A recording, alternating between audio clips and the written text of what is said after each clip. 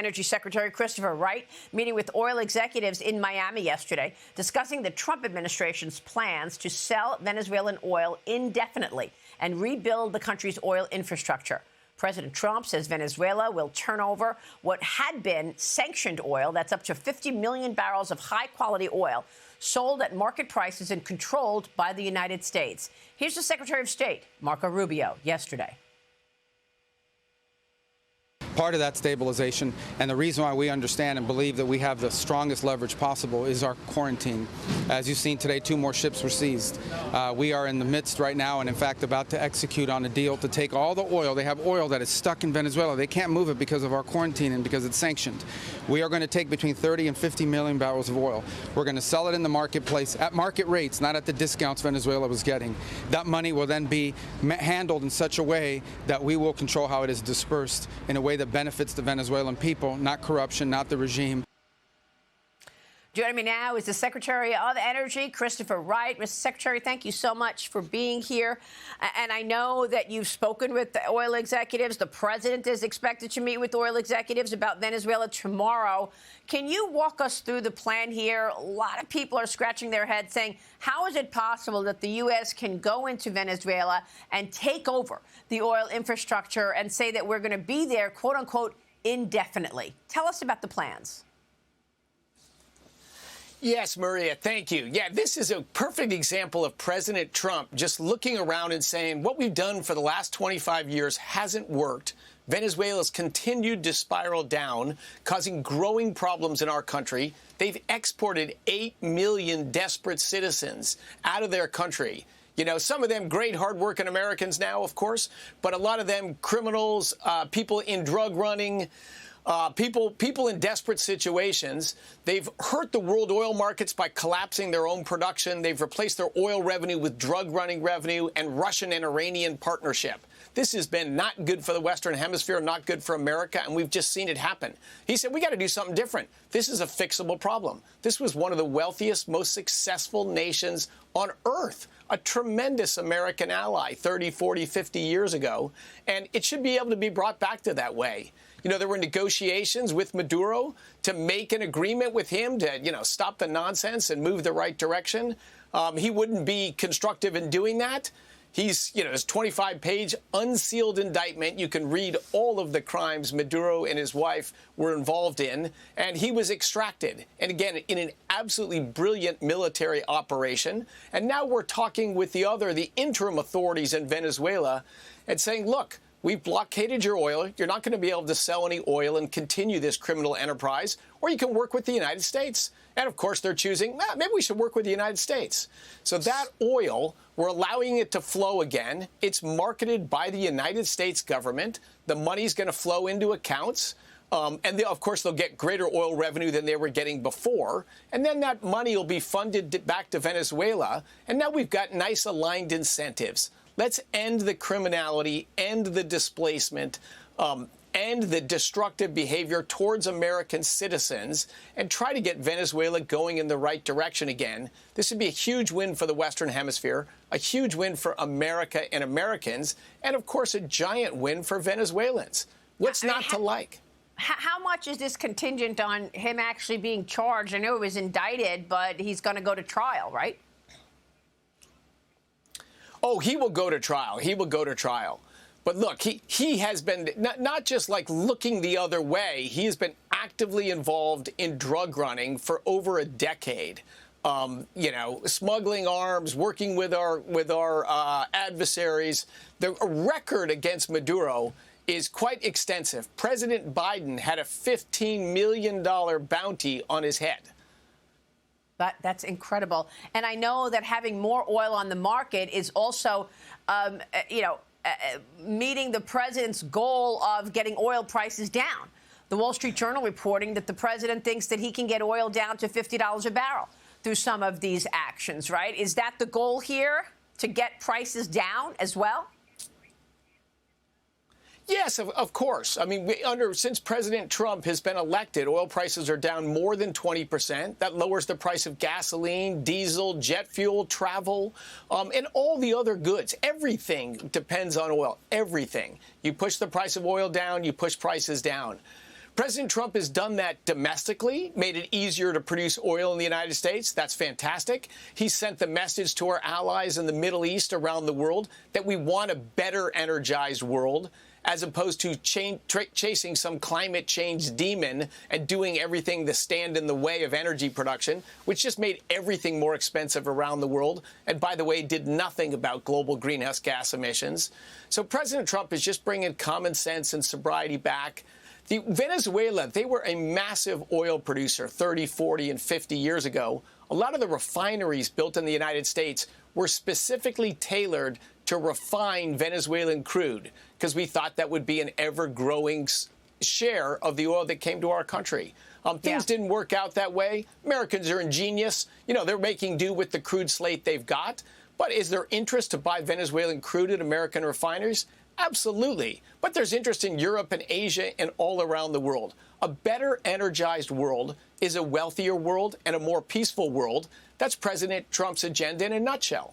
Yeah, and I'm glad that you mentioned the interest in terms of buying this oil. I want to get your take on how that's being done, but you mentioned something really important in terms of our relations with Venezuela back in the day. Ted Cruz, the senator from Texas, made a point the other night on Jesse Waters as well. Here's what he said. Watch this. Well, Venezuela has massive natural resources. As you mentioned, it has the largest proven oil reserves in the world. It also has the largest reserves of gold in the world. Do you know where Venezuela ranked in the world in terms of GDP per capita in the year 1950? You got me. Number 4. Wow. Number 4. In 1950, you had the United States, you had Switzerland, you had New Zealand, and Venezuela was number 4. And what happened is first Hugo Chavez and then Nicolas Maduro, both communists, came in, utterly destroyed the economy, took what was a rich, prosperous country and drove the economy into the gutter. Communism is a disaster. You know, Venezuela has had more than 8 million people flee its country because the communists have wreaked such damage. I am hopeful it will, in short order, lead to free and fair elections in Venezuela where they can democratically elect a leader and have a free market capitalist systems where they can develop those resources, I hope in close cooperation with the United States. I thought that was compelling, Secretary, the fact that Venezuela at one point was the 4th largest GDP. Pretty incredible where things have gone as a result of Hugo Chavez and Nicolas Maduro and socialism. Did you get a sense from these oil companies on how long this would take? I know that Chevron right now is the only American oil company in Venezuela. So how long will this transition take to actually explore and dig deep into the resources there? So, look, the interest from American companies and companies around the world, but look, America's the leader in oil and gas technology and has been since the industry started. The interest is just tremendous. I was on CNN yesterday and they're saying no one would want to go back to Venezuela. Oh, my gosh, my phone is blowing up with people saying, hey, I've got interest. How can I do this? But look, first you're going to see existing operations improved. You know, you just bring down some new pumps and compressor stations, just fix some surface equipment. We can grow Venezuelan oil production pretty quickly, you know, say from 800,000 barrels a day to well over 1 million barrels a day. To get the major investments for the large-scale field developments, those are the things that take larger and take the big players, like the Chevrons, the Exxons, the Conocos. But all of them are very interested in what's going on and, frankly, have been very helpful to the U.S. government. Hey, how can we help? Let us review with you what we know about operations in Venezuela, where the fields are, what the problems are, what the issues are. I will tell you, the interim authorities in Venezuela, they're very interested in how they can get their oil industry back going forward again, not only to stabilize and grow production, but to get the corruption out of it, get the criminality out of it. Look, Venezuela was a great place, and that was great for America. Its decline has been a negative for America and American people. Everybody wins if this trajectory can be turned around and gone in the right direction. And think how brilliant President Trump is. A 25-year festering and growing problem for the U.S. and the Western Hemisphere may be solved, maybe directed in a good direction without a single American boot on the ground, except for briefly arresting 2 people indicted by the Drug Enforcement Agency. Look, we're on the cusp of something quite exciting here. It's going to be a challenge, Maria. Make no mistake about that. It's incredible that President Trump has one by one looked at every issue that faces this country and is taking care of it.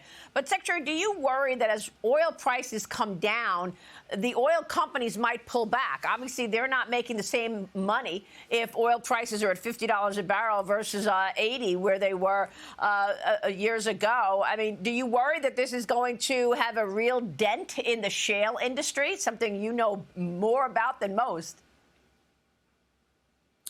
Look, the market forces are always at work here. It took very high oil prices to start the shale revolution, 15 years ago, or to move the shale revolution from natural gas to oil.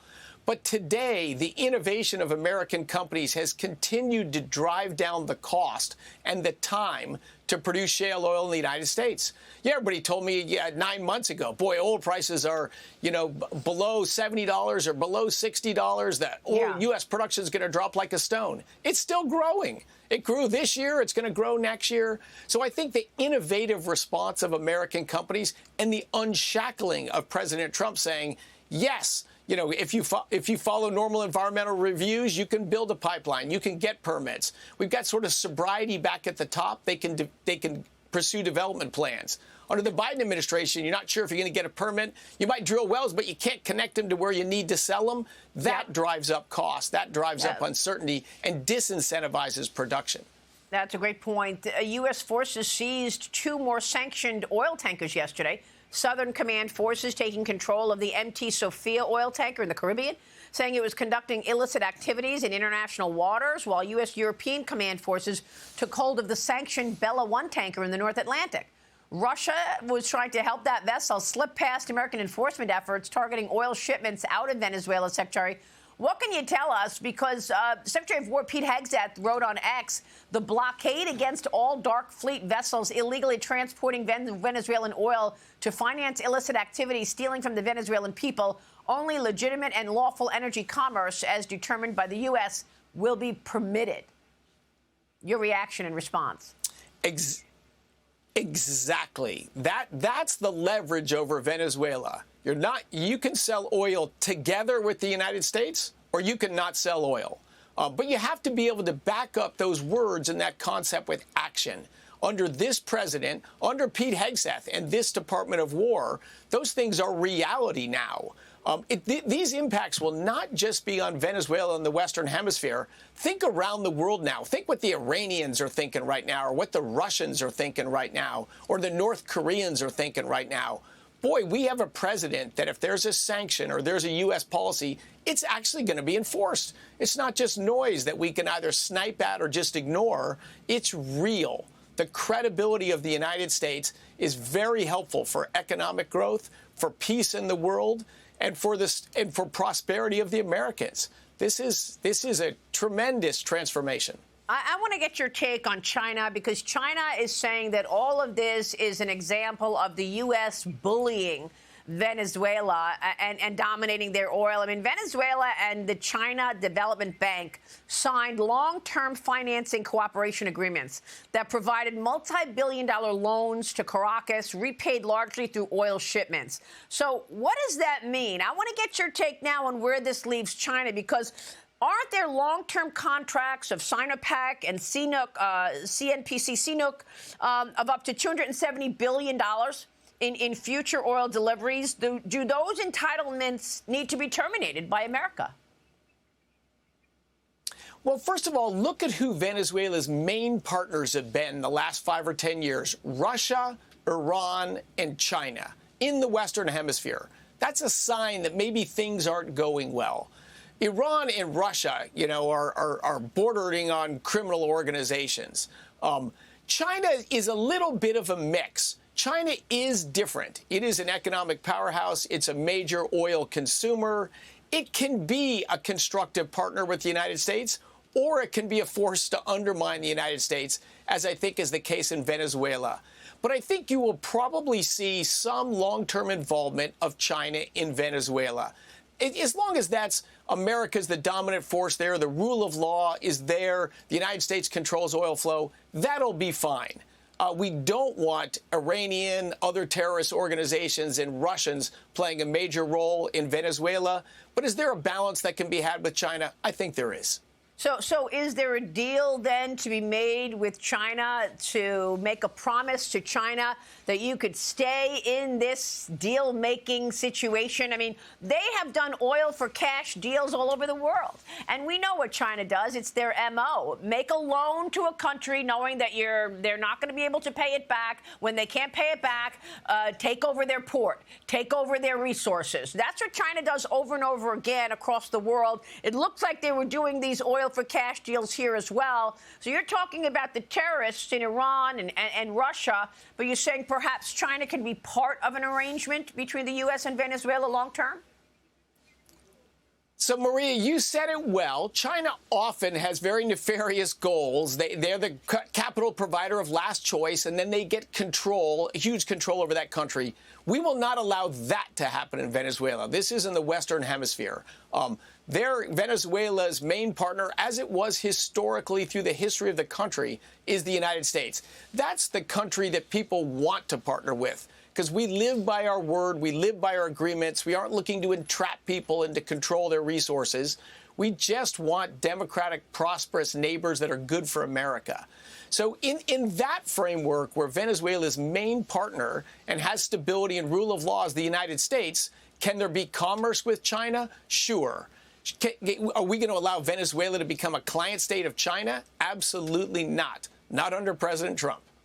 So this is so interesting to me because it underlines the brilliance of President Trump and his deal-making. I mean, is this a way to say to China, you want to play games with rare earth metals? You want to start keeping the world hostage to your rare earth metals? Well, now you're going to have to deal with the United States when it comes to Venezuelan oil. It's true. Look, President Trump wants peaceful, productive relationships with China going forward.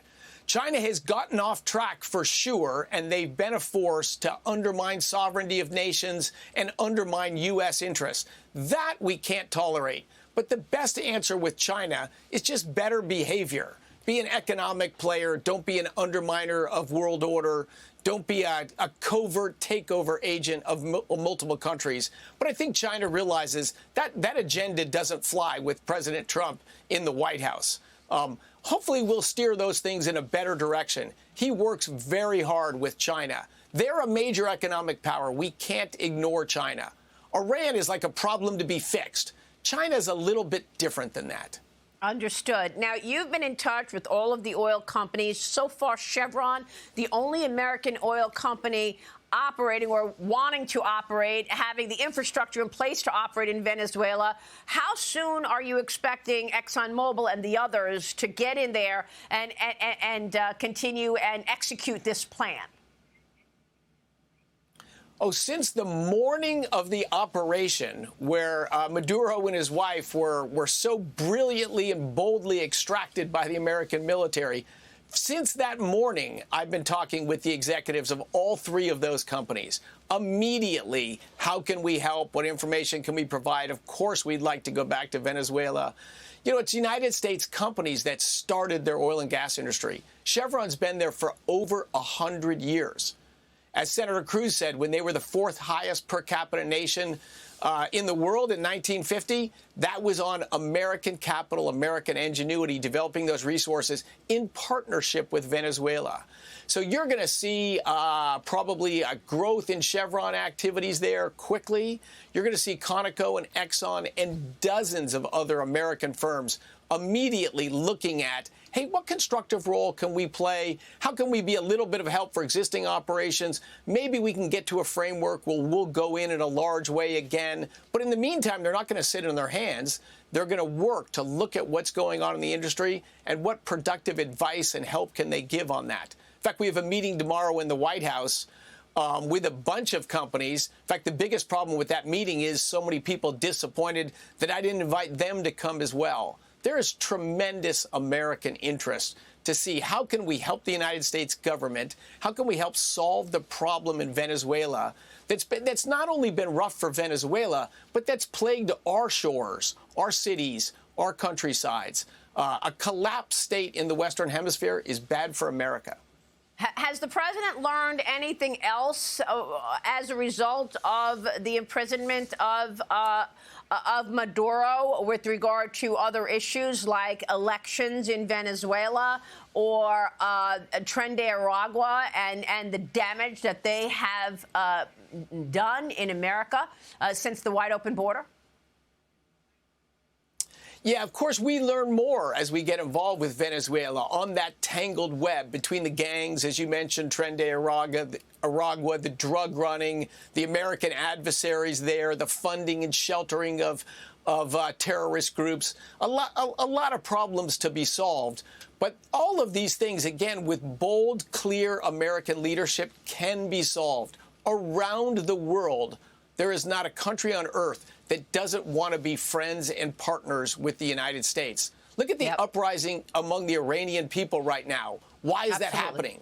They want freedom. They want an intervention. They're dreaming that what happened in Venezuela happened in Iran. I'm not saying that's happening. There is no plan to do anything in Iran. But just when you see the force for good in this world, the force for freedom and peace and prosperity in the United States, you see a stronger America in the world. That gives everyone optimism. Absolutely. Secretary, this has been a great Except the Democrats, interview. I should say. Except for the Democrats in politics. That's right. Well, that's right. They're talking about other things this morning. Secretary, good to see you. Thank you, sir. We will keep watching all of your work. Thanks. We appreciate your leadership.